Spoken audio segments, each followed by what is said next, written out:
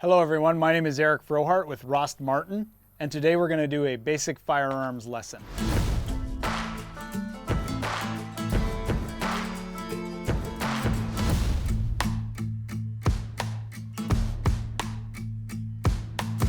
Moving on, the next fundamental is the grip. Now the grip is very important because the grip really dictates how well we manage the recoil, and probably more importantly, it dictates how well we squeeze the trigger or control that trigger. When I'm training the grip, I have a few, I'm a big believer in verbal cues.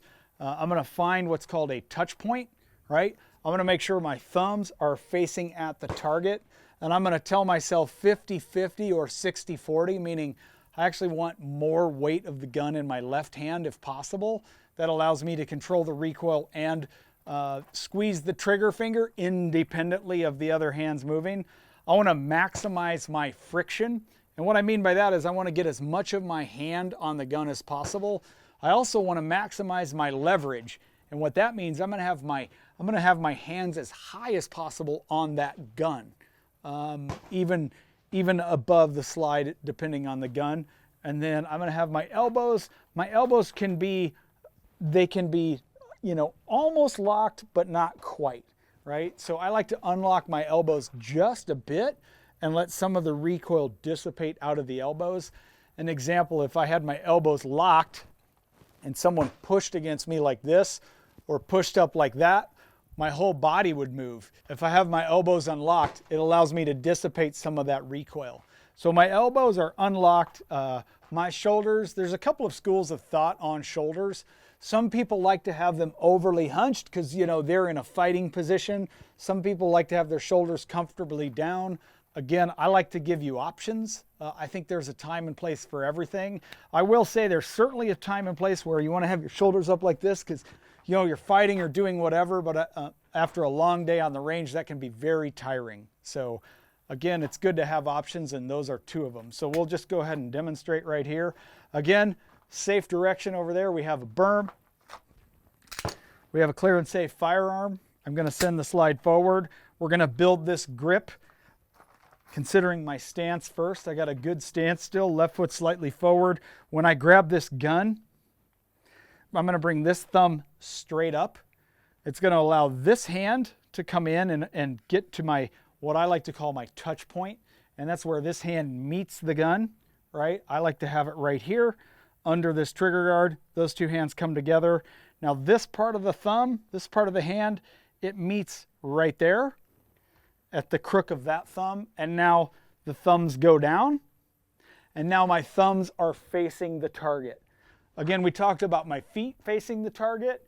Now my thumbs are facing the target, and I can point this gun very quickly just by pointing my thumbs at the target, and then I can finish by grabbing the sight or the dot and making sure I'm on target.